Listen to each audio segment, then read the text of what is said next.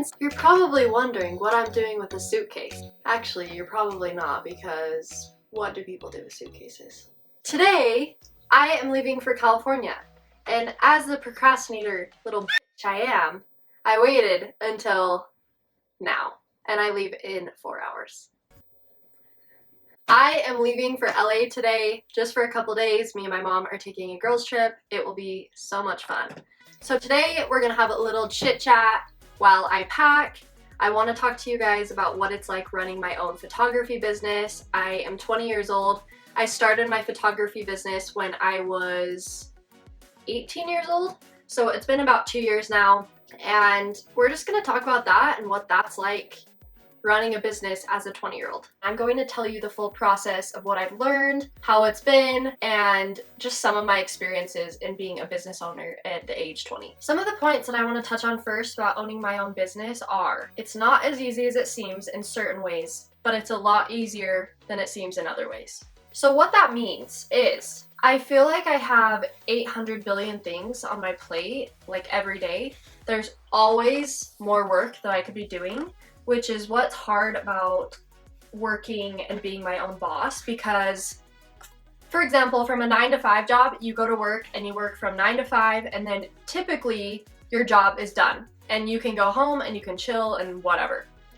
My job is I go out and shoot, I come home, there's editing to do, I can be marketing myself, I need to be posting on Instagram, I need to be updating my website, I need to be posting to Pinterest. There's like 18 billion things and the workload never ends. I love my job, and I definitely want to make that clear that I'm so grateful for where I am, but it definitely is harder than what people think. But then at the same time, it's a lot easier just because I love what I'm doing. I get to choose when I work, when I edit, when I market, and when I post and everything, which makes it really fun because I'm in complete control and I don't have to work unless I feel like it. So now I'm going to be telling you guys how I got my business started. So here's a little backstory of my life. So I graduated high school in 2018. There were times when I hated high school, there were times when I loved high school, which I feel like everyone can relate to. High school is a super hard, challenging time, but it's also some of the best times of your life. Like, I loved my friends.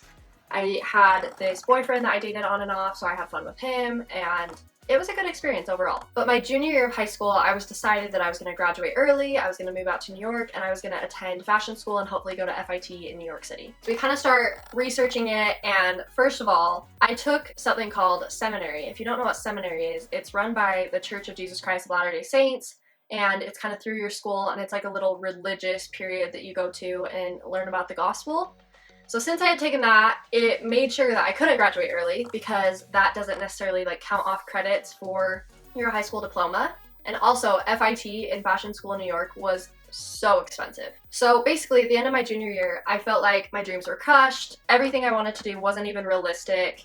And I'm not saying this to sound ungrateful, it just was a really big letdown just because this has been what I was dreaming of. This was my goal, and at this point, it just wasn't gonna happen. So once I had this realization, I quit the drill team. I was currently dancing on a drill team, which is pretty much just like a dance company. I was dancing on that. I decided that I just needed to focus more on my future, figure out what I wanted to do, so I quit that at the very beginning of the year. Basically, fast forward, I finished high school. And I was just working, and I learned that I actually really like to work. I really like to make my own money.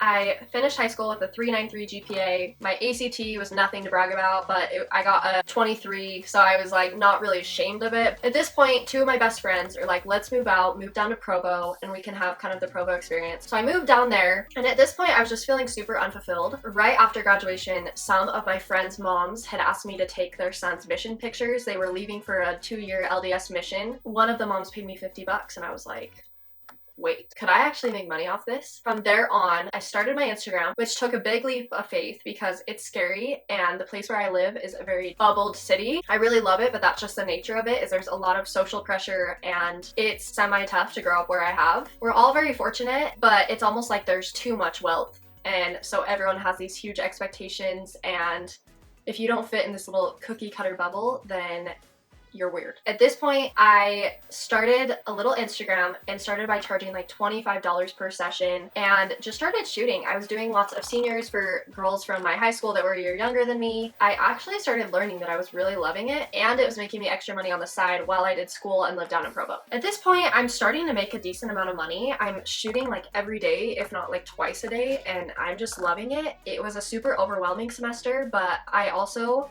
thrive off of being busy. It was really just like a fun little outlet for creativity. Go back to earlier that summer, I had applied for BYU Hawaii over on Oahu, which is a university that's ran by my church and owned by my church. So I submitted my application back in June. I heard back from the university my second day of school, found out that I had gotten accepted. So I had a huge decision to make at this point because I had kind of started this little career. I was living with two of my best friends, but ultimately I felt like if I didn't try out this experience, I would always regret it. So I accepted being accepted into the university, and I moved January of the next year. So like the very beginning of January. School started on January 9th. So I think I moved out there like January 4th. And that was the beginning to BYU Hawaii and my Hawaii experience. While I was in Hawaii, I didn't shoot much at all.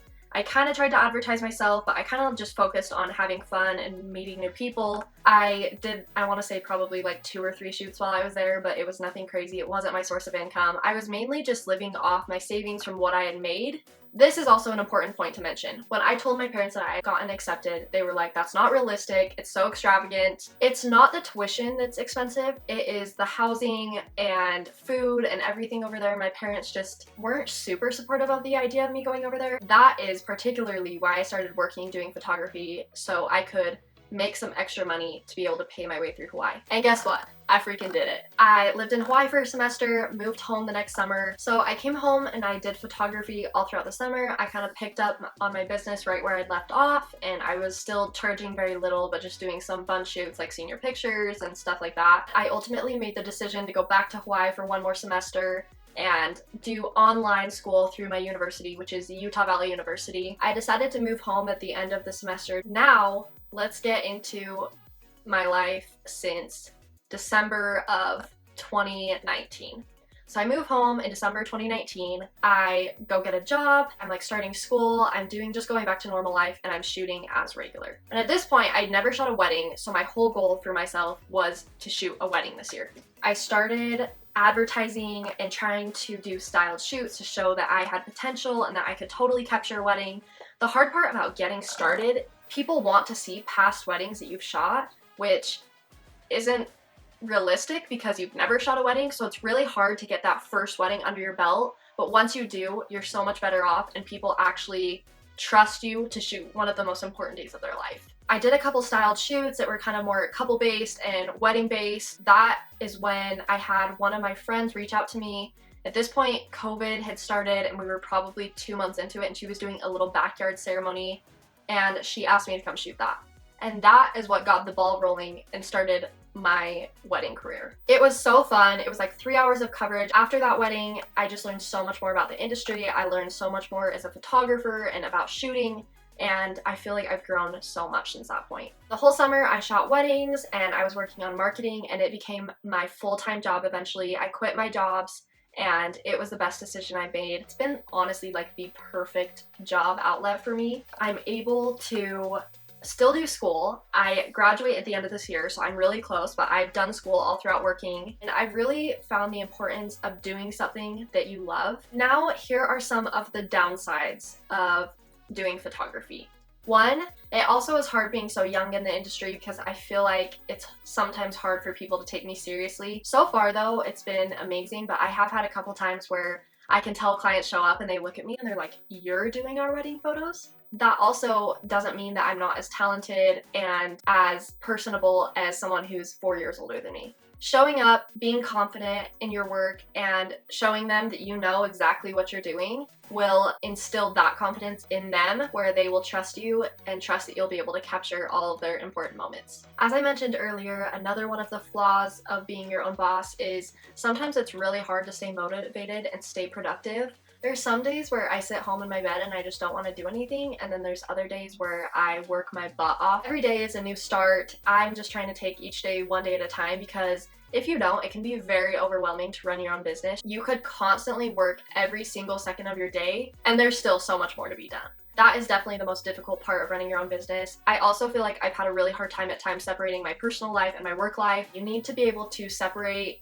your work life and personal life and have time for yourself and for the people around you. Having that separation is really important just to make sure that you're still enjoying your life and not letting work consume your life. So anyways, that is pretty much the ups and downs of owning a business when you're 20 years old. I am super fortunate to be doing what I'm doing at my age, but it also has taken a lot of really hard work. But I feel like for my future, it will really benefit me to have a career going. That's basically what it's like to own a business as a 20-year-old.